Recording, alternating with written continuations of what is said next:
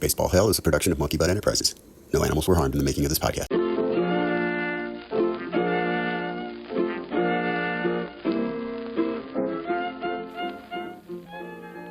Well, hello everybody. Once again, this is Tommy the K, along with my esteemed colleague Ward Davis, here in Baseball Hell. Welcome to the program. Say hello to the people, Davis. Hello, everybody. How we doing? I'm doing all right. Get a little bit of barbecue and drinking festivities in this weekend? No, why would I? Oh, oh, this is a holiday weekend. And for the holiday weekend, for the folks out there, what is today, Tommy? May 27th. This is Memorial Day. Hello, and thank you to all of the military families out there and the fallen veterans. I hope everyone took a moment to remember exactly why we have this holiday. Exactly. So, But what about you? Did you do some? took in a lot of baseball. Yeah. Before we start the baseball, Ty, I'd like to just say there was something in the news that I'd like to comment on there. There was an article that said that Chuck E. Cheese, the animatronic bands, they were going to get rid of them at most of the locations. They were going to keep them at two locations, one on the West Coast and one on the East Coast. And then a couple of days later, there was a headline that said there's a big outcry about this. And all I'm thinking is, who's really taking the time? Where is this outcry coming from? Is this something that is so important in this world? What is this? This isn't the Beatles breaking up, folks. What is this outcry about this animatronic band that scares most children anyway? You know, why? What is this going on? And then it made me think, why don't we have a band like a late night shows here? Why don't we have a live band? We know some people, your band possibly. Then that would be kind of hard for me to be singing and hosting the show at the same time. You'd have to talk to yourself, so you'd have to run back and forth from the booth to the Yes. to the Yeah. bandstand, and then back and forth. Letterman never had to do that. I don't think I Well, should how have would to that do that. sound? I mean, you would say we got the band here, and then you talk to the band leader, which would be yourself. I think it would sound something like this. This is you talking to yourself, all right? Okay. And we have our band here. We have Tommy the K as the leader here of the band. Hello. That's you running over. I'm doing okay. How about yourself? I'm doing okay. Did you have a good weekend? Yes, I did. Something like that, I think it would sound like. But anyway, that's something we have to work on, a band like the Late Night Band. But the Chuck E. Cheese Band, do you know who some of the band members were, Tommy? I don't. Maybe I was just a little older when the Chuck E. Cheese phenomenon I, swept the country. it was the New Beatles, I believe, or maybe that was just the Bay City Rollers. I'm not sure. Yeah. There was Jasper T. Jowls on guitar. He could shred, and then Mr. Munch on keyboards, and Pasquale Pete Five Pans on drums. And we almost had Pasquale in to talk to us today, but he wasn't plugged in, or his batteries were low, or something. But and then Chuck E. Cheese and Helen Henny or something like that. Those were the singers. So Chucky was the big. He was the front man. So you could be Chuck E. Cheese and the host of the show He was the David Lee Roth of the Chuck E. Cheese band. until he left, and then Sammy Hagar came in and took over for the Chuck E. Cheese band. You knew that Sammy Hagar's career was really going bad when he took over the lead singer for the Chuck E. Cheese band. Yeah. By the way, third caller today, Tommy gets 2 free tickets, and the phone lines are now open. Awesome. So feel free to call in, folks. Oh, there you go. Hello. I hung up. It's Oh. just the first caller. So we said the third caller. I think it's only fair to talk to the third caller. Oh, you don't want to talk. Well, we'll talk to the third caller, of course, and award him the tickets and find out where he's from and all. And You're making the rules. so where do you want to start? Cubs, Cardinals. It's kind of a short week for both. It was kind of a short week. So the Cardinals start the week off. They're 20-26. Been showing some signs of life. First series, they're at Baltimore. This was a big step for the Cardinals. We all know Baltimore, coming off of a 100-win season. First game got Sonny Gray on the mound for the Cardinals. Kramer's on the mound for the Orioles. One thing I did notice that I think put him at a disadvantage, he was pitching with a man bun. He just wasn't commanding the kind of respect that he wanted to. I don't know. Yeah, I would think that would hurt anybody in any profession, but go ahead. Bottom of the second, Cards score a run. Ciani with a 2-out single. Cards are up 1-0. Bottom of the fourth, Burleson singles. Von Herrera singles. Wynn with an RBI double. That's an 11-game hitting streak at this point for Mason Wynn. Great year so far. And Ciani hits a 3-run homer. Next thing you know, the Cardinals are up 5-0 on the Orioles. Gray pitching a no hitter through 5, but in the top of the sixth, Mason Wynn dropped a pop up. He got an error. Then the next ball, they hit a ground ball to him, and he boots that, gets his second error of the inning. Hmm. And of course, the next batter is Gunnar Henderson, and what does he do? 3-run homer. Still 5-3 to Cardinals.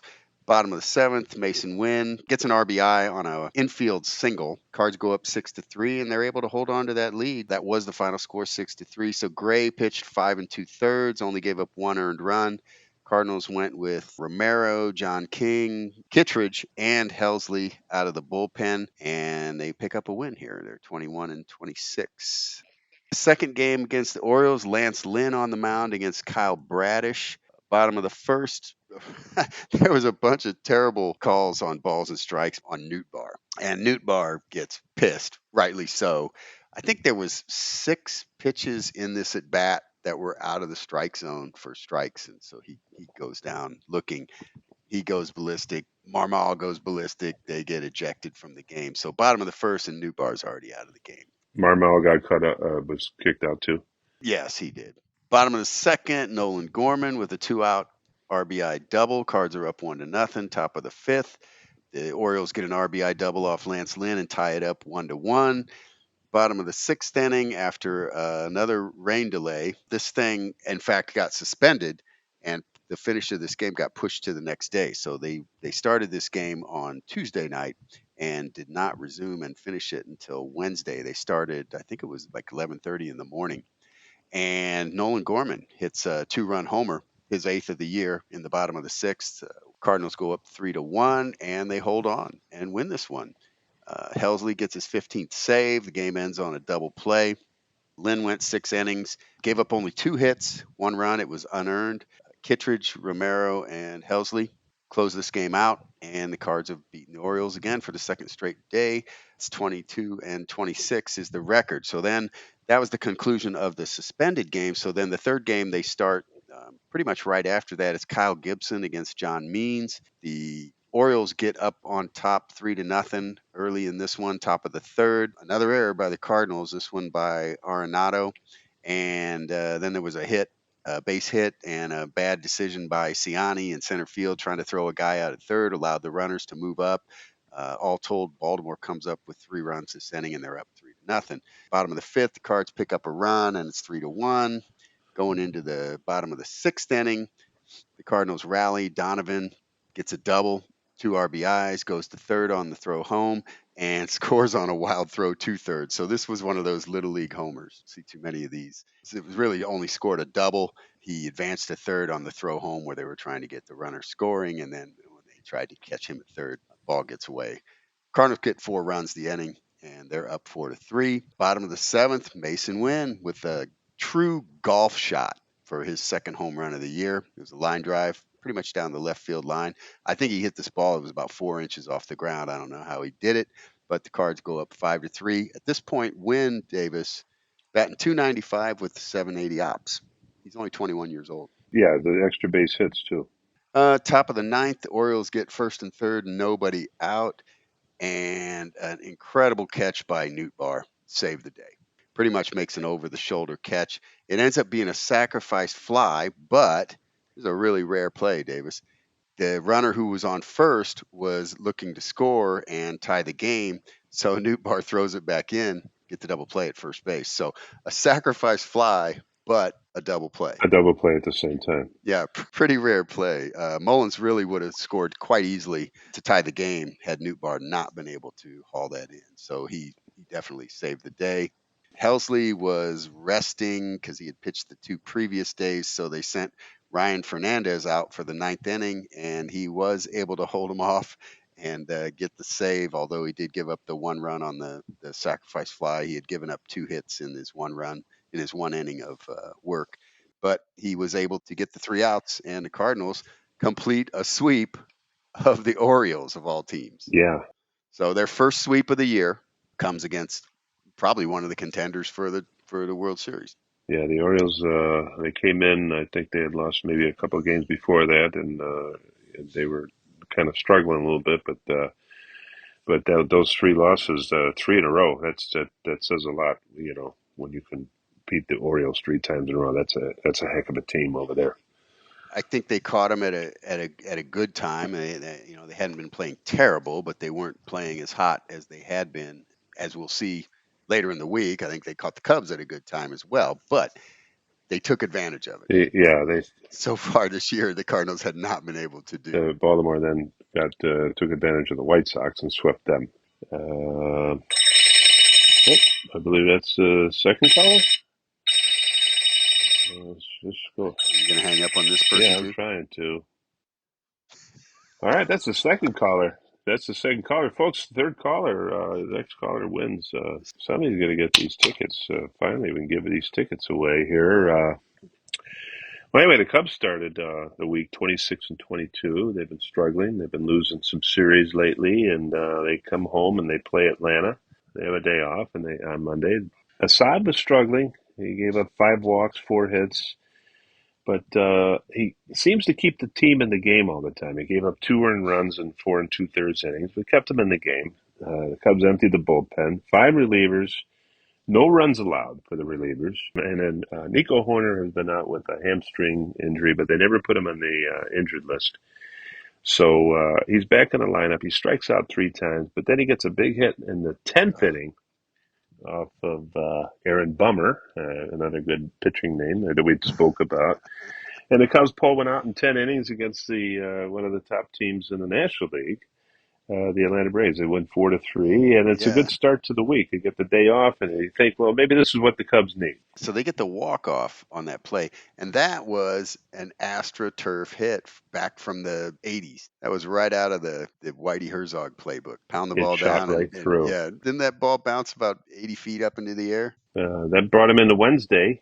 Close until about the 7th inning. I think it was 1-0. Steele kind of loses it. Justin Steele was pitching well, and he just kind of lost it in the 7th. Yeah, he was sharp through 6. Yeah, and they just kind of hit that wall, and Kwas comes in, and they brought him up, and he seemed to be like he straightened himself out, and he comes up, and Atlanta just exploded. They just knocked him around, and they just kept him in there.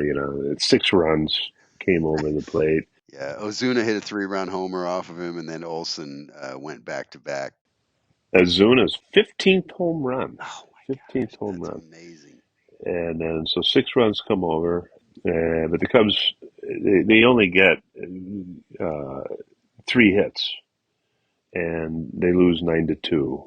They're not getting anything in the first 5, 6 innings, and then they try to get a run or two, but it's too late. The Yeah. bullpen comes in and gives up the runs, so it's just over.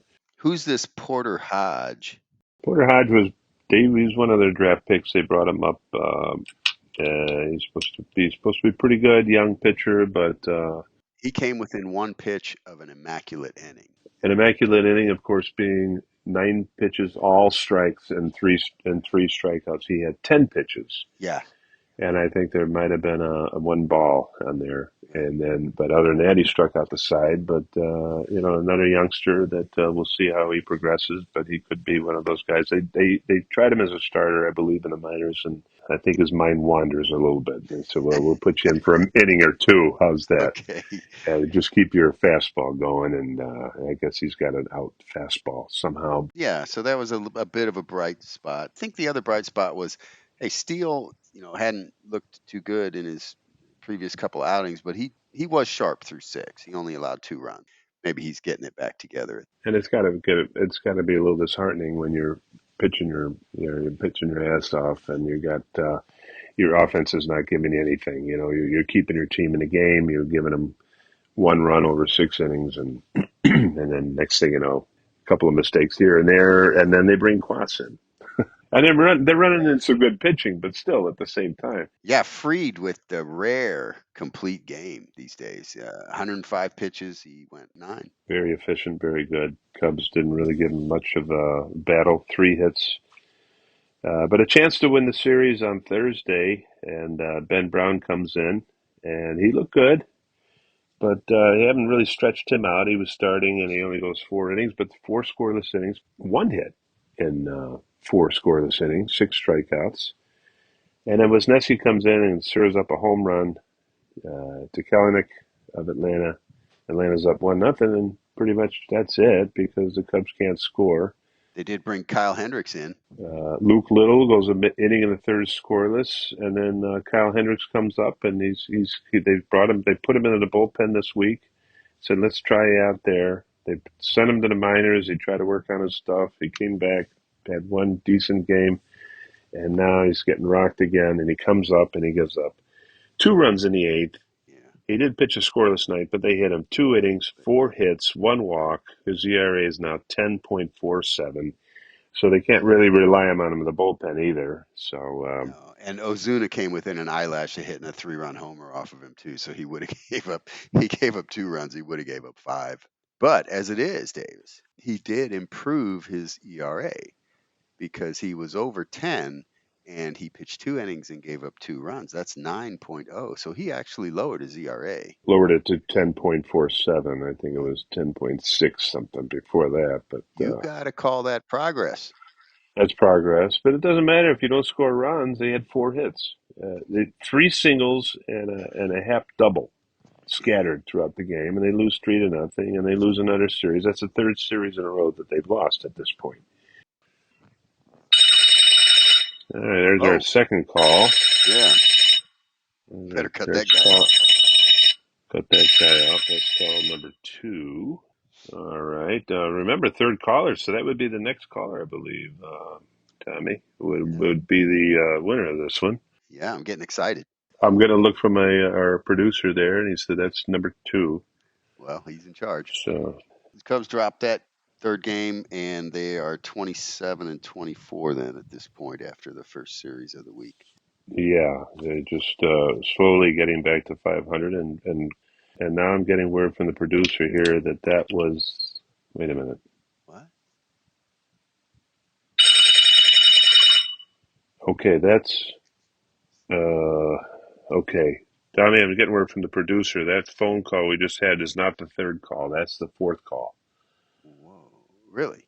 Yeah. That's news to me. Well, somehow I'm just getting a little note here from the producer. He says that he was using a baseball umpire's counter and he was doing the balls instead of strikes. Oh. So that's call number 4. And we hung up on 3. No, And we hung up on no. 4. What do you Well, want to just start all what do you over or do? what? I think we start all over. We're getting a lot of phone calls. I think we just start all over, don't we? Boy, That's well, we don't have the callers on the line. I think we have to start all over for the third caller. okay. Okay, well, okay, third caller gets the Oh, here we go. maybe we should answer this one, huh? Your call. Hello, you're on Baseball Hell. Hello? I believe you're the first caller, so we're gonna go ahead and hang up on you. Hold on a minute. I was the third caller the last time you hung up on. How do you know that? Because I was the first 3 callers that hung up on. I'm the, I've been the one calling the whole time. You hung up on every time. Oh, this Well, just Tom, keeps what do you getting want to worse. do? Do you want to? How do you want to do this? If it's he's the only one calling, I think maybe. Ah, well, sir, I think we have a winner. What's your name, sir? And My name is Spot Parker. Spot Parker? That's kind of a weird name for a human. Well, a couple weeks before I was born, Mhm. my parents, they had their favorite dog, and his name was Spot, and Oh. yeah, he was chasing a truck. Oh. And it was one of those nuclear waste trucks that said "Do not follow." Yeah. But Spot, he couldn't read. He was a dog. So what happened was he the truck stopped abruptly. Spot did not, and he's buried in the backyard. But they love I'm that sorry. dog, and well, thank you. But they named me after him. So I've been Spot ever since. They had to fill that hole in their hearts. Well, I suppose my father had a hole in his heart He for did. many years. That was before Spot. Hey, Oh, that's what oh, finally got him. Yeah, I see. he was. Yeah, he lived for like 88 years. And they said they gave him like a year and a half, and he lived a long time. Yeah. He'd always talk about it too at family gatherings, and we most of us would just say, we heard about it. It's fine, but Did you drink a lot at your family gatherings? well, I do. Anybody named Spot, you know. You must it must be pretty tough growing up with that name. You must have got a lot of people saying stuff to you, like at school or. Bullies, yeah. No, not really. I mean, people would go like, "Here's Spot," "Come here." My mom and dad would call me like that. I think they'd still miss the dog, And I was into my 20s. Yeah. Wait, what do I win anyway? I believe you win 2 tickets. As a matter of fact, we have these tickets here. Yeah. And these tickets, Spot, if I can call you that, Oh, what else you gotta call me? these beautifully designed bright orange and white tickets are several parking tickets that I've received recently from the city of Chicago. Oh, What? These have specific instructions on payment opportunities, including credit and or check payment. Should you protest these tickets, you must appear in court on the date specified by the City of Chicago, and you will not be reimbursed for travel or expenses incurred. I can't find. I can't come to Chicago to find these tickets. I'm a law-abiding citizen. They're yours now, and we are glad to be able to provide to our listeners a couple of tickets, and we thank you so much. And we're very sorry about the mix-up, aren't we, Tommy? About the mix-up on the phone, the thing there. But since you were the first, tremendously. second, third, and fourth caller, and the first one on the new one, we're glad to have been able to give you something of substance there. All right, well, how much are these tickets? I believe they're $85 each. Oh my lord, I'm gonna have to call my aunt.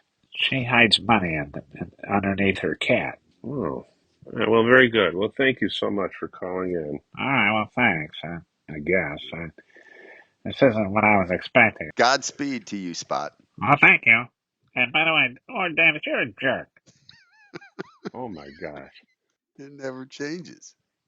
Oh, well, we've given away all the tickets, Tommy. Yeah.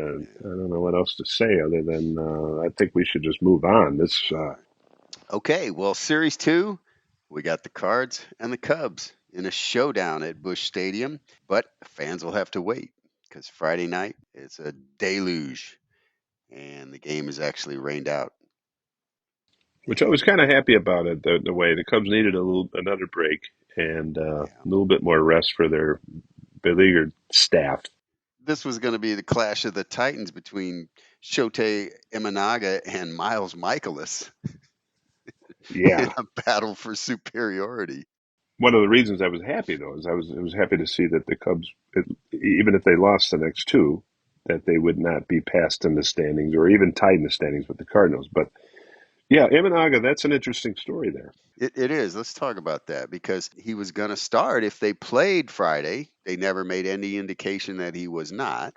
Correct. From what I understood, they said don't warm up. Figured that there was going to be rain, and they thought, well, but they didn't want him warming up. And then they called him in a little bit later when they talked about the rain delay, and they said we're holding you back until not only until the next day and not Sunday, but this coming Wednesday against the Brewers. It's just kind of a strange decision because they could have deferred his start to Saturday, and then he still could have had 4 days rest and pitched the final game against the Brewers on Thursday, right? Because he could have had Sunday, Monday, Tuesday, Wednesday, and it's a 4 game series with the Brewers.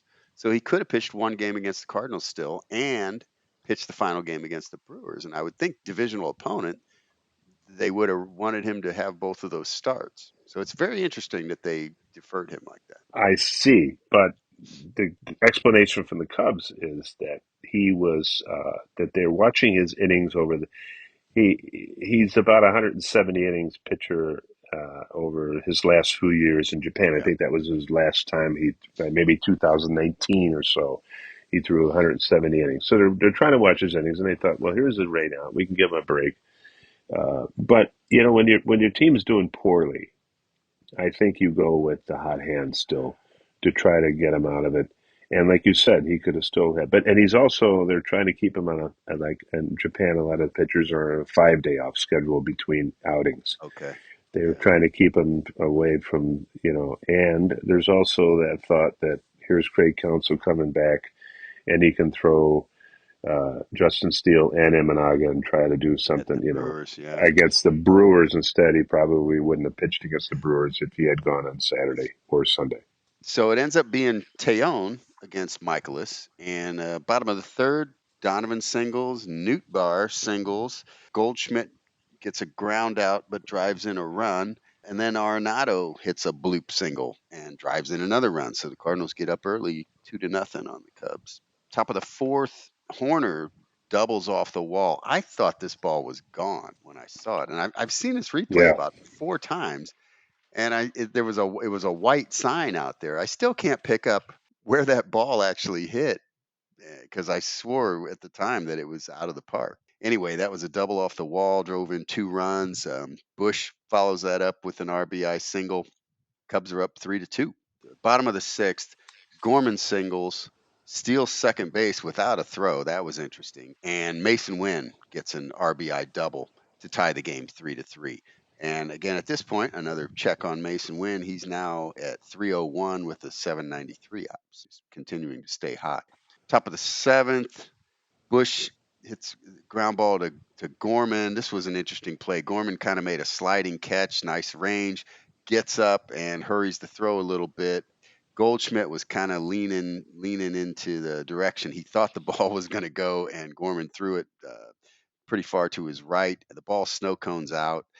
They called him safe. The Cardinals challenged this, and they ended up losing the challenge. And this was an interesting call. I thought the challenge could have gone either way. It was really interesting because he actually had the ball in his glove, stepped off the bag. The guy's out, but his arm, his arm was still moving, and that ball just didn't stay in there. It snow coned out and dropped. So that call just it could have gone either way.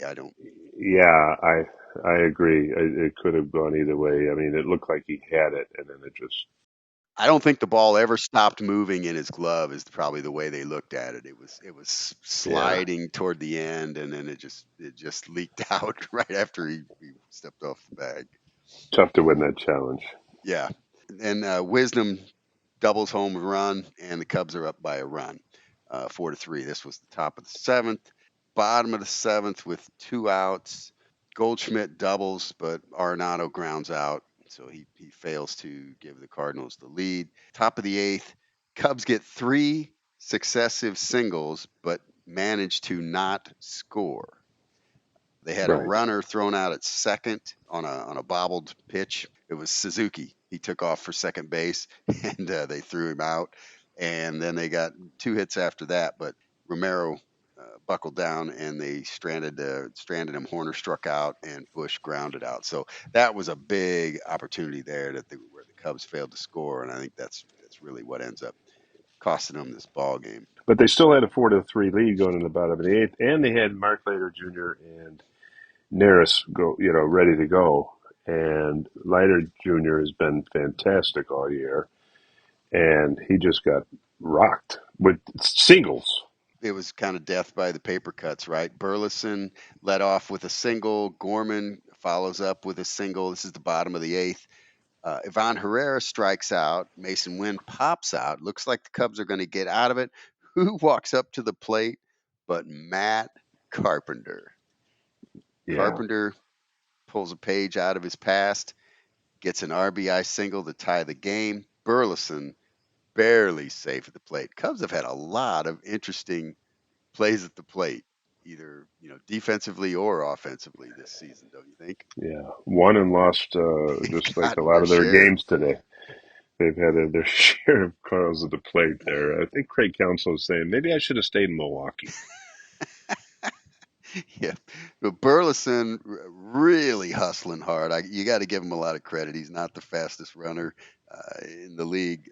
He was bragging in the post-game show, though, that the Statcast showed he was better than league average in speed on his play from second to home, and he was very proud of that. He announced that to the press, and they all started laughing.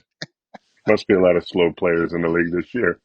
It's funny though if you listen to the audio on that, the whole room full of reporters erupts in laughter. Anyway, Donovan then follows up with a 2 RBI single, and Nootbaar hits a triple.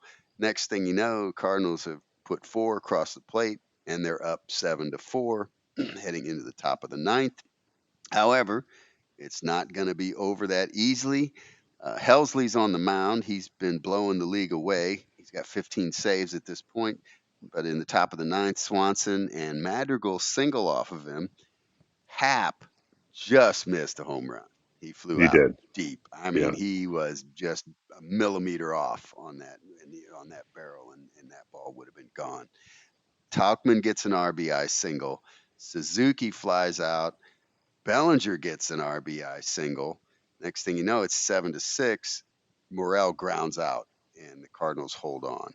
Final score 7-6. This was a good game. I mean, it really was a very entertaining game. Cubs Yes. 6 runs, 12 hits, no errors. Cardinals 7 runs, 15 hits, and they had an error. But this was a good one, 7-6. One thing I noted here: Kittredge, Romero, and Helsley, 3 innings pitched, 8 hits, and 2 runs. That's not like them. And what we're going to see in the next game is this trend has continued.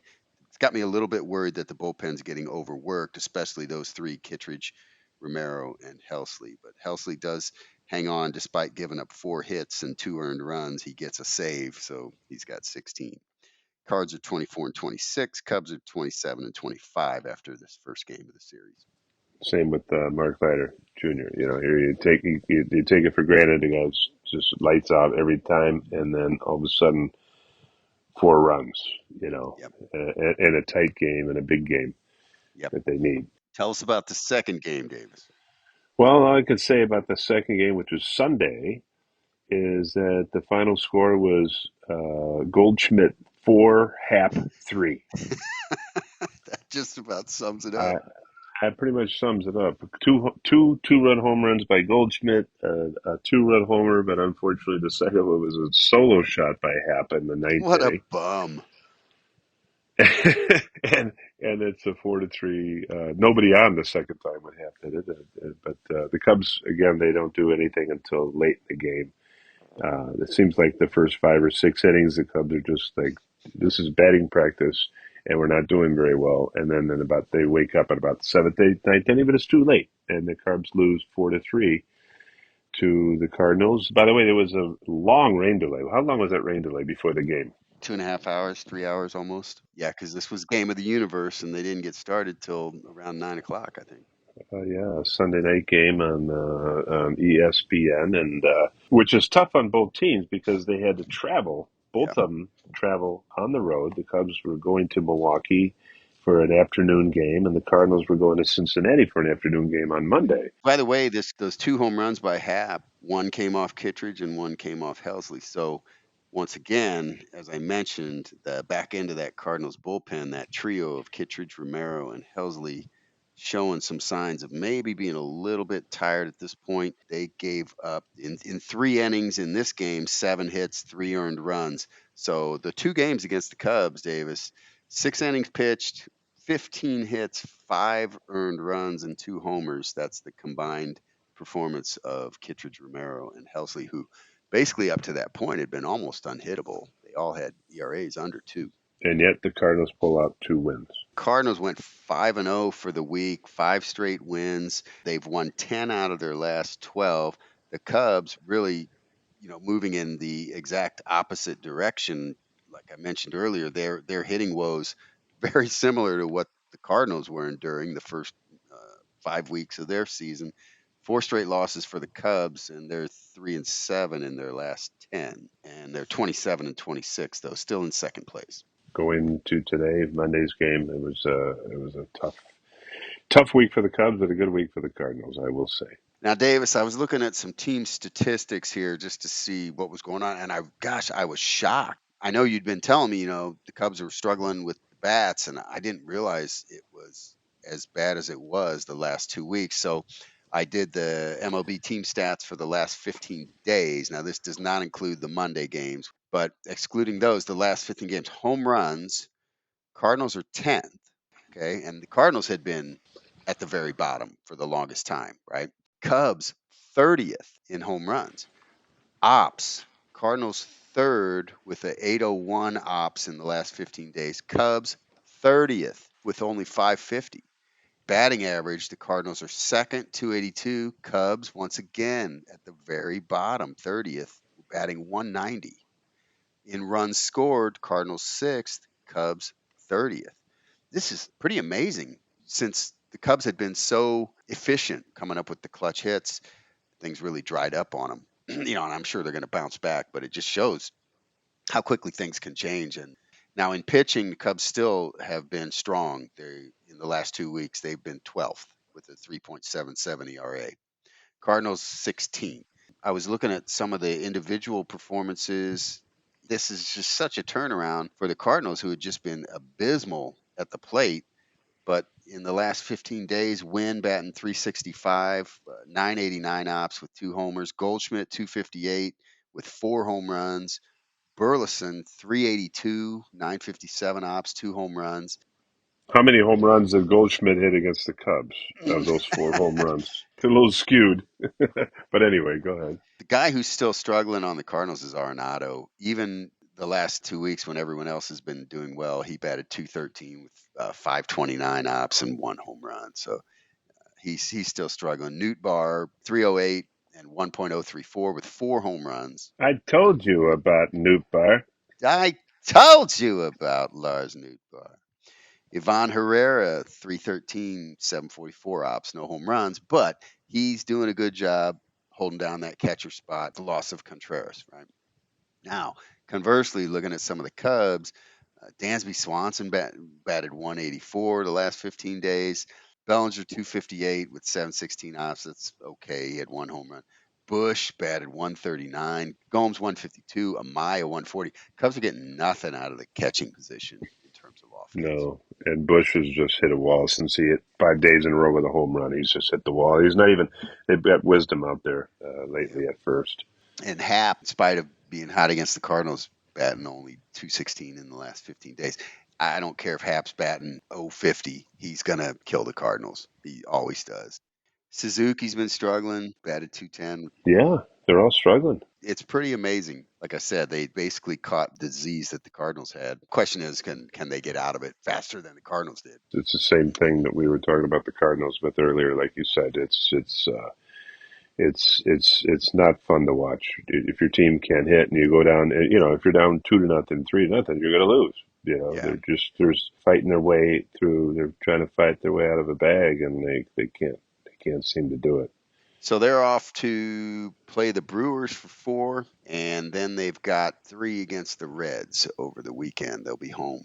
And the Cardinals are at Cincinnati for 3. They're off on Thursday, and then they're going to go to Philadelphia for 3 with the Phillies. Well, Cincinnati's hot, and the Phillies is probably the best record in baseball. So that's Yeah.